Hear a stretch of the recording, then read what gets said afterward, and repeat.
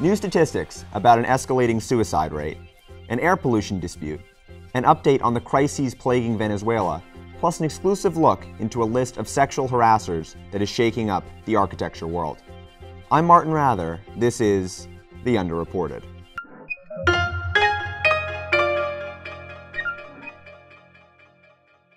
This week, we bring you a piece of original reporting which is exclusive to The Underreported. We have obtained a secret list of hundreds of architects who are being accused of sexual harassment. I apologize in advance for the harsh language which is necessary for this story.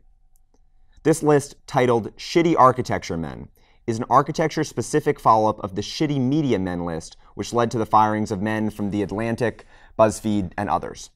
The Underreported has obtained a copy of this list, which, to the best of our research, has never been published by a media outlet before. Because there are hundreds of entries, many of which cannot be independently verified, we have decided to confirm the existence of the list and show you examples that are indicative of the document as a whole. The list has, at present, approximately 300 entries. Its creator is anonymous, and entries are added to the list by emailing its creator. The creator identifies with the pseudonym Josephine Baker, an agent of the French resistance movement in the 1960s and 70s. We reached out to the administrators of the list for comment, but did not hear back prior to this broadcast.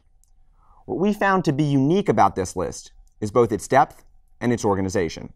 There's a segment called Articles and Resources, which details help for survivors, those who have been accused, and a running tab of news articles about those who have been named on the list. But the heart of the document is its list of names and allegations. Top architects in academia and private practice are identified with specific examples. There are frozen entries, all of which have been identified by the list as having substantial evidence or multiple accusers, and new entries, which are obviously more recent. We will now read a couple of examples taken directly from the list. Because we cannot independently verify these stories, and given that they are anonymously submitted, we will not name the accused. But these entries are indicative of the hundreds of stories on this list. One accusation against a prominent Southern College professor reads as follows. The first accuser, quote, made a joke about one of his students being gang raped during a studio discussion, end quote. The second accuser, quote, inappropriate touching and comments after lecture dinner, end quote. The third accuser, quote, I repeatedly saw him make comments about women's appearances, would often come into my office to ask a question and position himself behind my desk so he could view my screen and block my chair so I could not move or stand and he was fully in control of my computer, end quote. And another example, this time about another prominent name in architecture in the Northeast. The first accuser, quote, he unexpectedly professed that he was absolutely, overwhelmingly, completely in love with me, a younger coworker, despite having a wife who soon after became pregnant. After he was fired, he still approached me on my commute home and stalked my social media, end quote. To note this document's real-world effects, we'll end with a quote from the list creator, who spoke anonymously with the architecture blog Fast Co-Design on March 15th. Quote, there's this idea that architecture is a magical, important contribution to the world that is undervalued. We're trained to view suffering as deeply related to the work, so something like harassment is easy to dismiss as part of the sacrifice. And even when it's absolutely wrenching and not easy to dismiss, the culture of genius in architecture remains. Many firms are structured around a great man with a singular vision, which lowly employees are tasked with carrying out. It's very top-down. This can create power imbalances that make junior employees vulnerable to exploitation, whether it's harassment, pay inequality, or something else, end quote.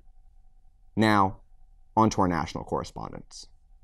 And while it can be difficult to report cases of sexual harassment, it can be just as challenging to identify one's sexual orientation to family members and friends. Katie Filling from Penn State University reports on the increased suicidal tendencies of those who hide their sexual orientation. A study recently found that teens hiding their true sexual orientation are at a higher risk for suicide. This is according to a March 19, 2018 Reuters health report from the American Journal of Preventive Medicine.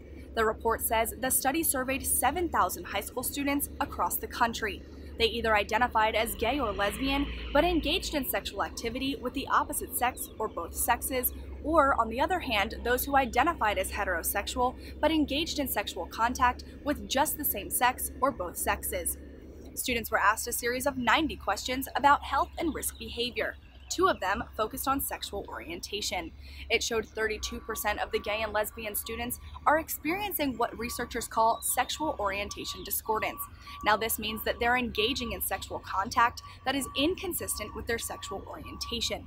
They were also asked if they had seriously considered attempting suicide, if they've made a plan of how they would do it, or if they've previously attempted suicide in the past year. Now, almost half, 46%, that fit the sexual orientation discordance criteria said they'd experienced suicidal thoughts or behaviors. 22%, though, didn't link their sexual identities with their behaviors. Dr. Frances Anor of the Centers for Disease and Control and Prevention in Atlanta told Reuters, quote, "Understanding the challenges adolescents experiencing discordance may encounter will help to strengthen overall suicide prevention approaches in youth." Reporting in State College, Pennsylvania, I'm Katie Filling for the Underreported. Air pollution within the United States has been a lingering issue, especially in Connecticut and its neighbor, New York. While improvements have been made in air quality, some states still fail to meet the EPA standards. Cameron Kaufman from Yale University has the story. A debate over federalism has now come to a head over environmental policy regarding air pollution. New York and Connecticut are petitioning the Environmental Protection Agency, asking it to regulate the pollution in upwind states because of its effects on the air quality in downwind states. New York has claimed that even though it has reduced its air pollution and nitrogen oxide emissions by 90% in the past 20 years, that the tri-state area of New York, Connecticut, and New Jersey are still failing to meet federal EPA ozone standards. New York and Connecticut are blaming 9 upwind states, including Pennsylvania, Ohio, Michigan, and other states in the Midwest and Mid-Atlantic region. They're attributing this extra pollution to power plants and other industrial sources within those states.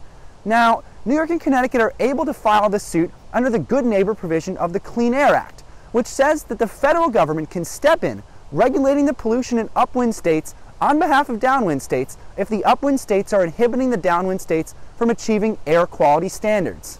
Now, the EPA has 60 days to rule on this suit, and whatever answer it comes to will be important for both regulators in the upwind states and for a national question over whether it should be state governments or the federal governments leading the way on environmental regulatory policy.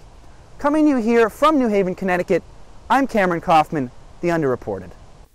We now turn to Jalissa Garza of Sam Houston State University in Huntsville, Texas. She brings us continued coverage of the humanitarian crisis in Venezuela. Venezuela has been going through a socio-economic and political crisis since 2012. The crisis has been going on since the end of Hugo Chávez's term and continued into the current presidency of Nicolás Maduro. Venezuela has the world's largest oil reserve, but over the past years has been fighting for economic survival. The country continues to fall apart due to hyperinflation, government mismanagement, and the crash of global oil prices. For years, the people of Venezuela have been dealing with food, water, electricity, medical supplies, and medicine shortages. Thousands have fled the country to Colombia, Uruguay, Chile, and other countries in South America. According to the Miami Herald, in 2015, the number of Venezuelans that migrated to Colombia was over 46,000. Now this number skyrocketed in 2017 to 470,000. This number will continue to rise as Venezuela continues to lack basic necessities. Maternal, infant mortality, and malaria cases have increased in a high percentage. The UN High Commissioner for Human Rights, Zeid Ra'ad Al Hussein, has spoken about many countries that are dealing with human rights issues. Ra'ad stated that in Venezuela, freedom of expression, opinion, association, and peaceful assembly are being repressed and severely restricted. In Huntsville, Texas, I'm Jalissa Garza, the Underreported. And we'll end by looking back and then looking forward. This week in 1967, Martin Luther King Jr. gave a speech known as Beyond Vietnam from the Riverside Church in New York City. This April 4th speech was a denouncement of the war in an effort to push the United States government into spending more on the domestic front. He urged the U.S. to cease bombing Vietnam, call a unilateral truce, and withdraw. Sadly, this same week, a year later in 1968, Dr. King was shot in Memphis. And later this week, teachers in the state of Oklahoma are likely to continue to strike. Regardless of whether or not this strike is resolved by the time of this broadcast, it's important to note the national trend of teacher strikes. Beginning in West Virginia with a 9-day strike in early March, and continuing with a walkout at the Capitol in Arizona last week, and now to a battle in Oklahoma, teachers across the country are pushing elected officials for higher pay and better working conditions through their peaceful protests. And before we close our show this week, a quick personal note.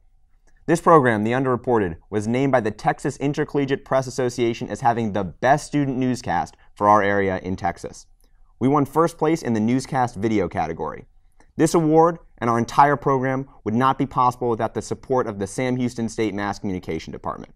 We have a phenomenal group of 40 students who contribute to this program each and every week, under the supervision of Professors Judson Toby and Wojtek Lorenz.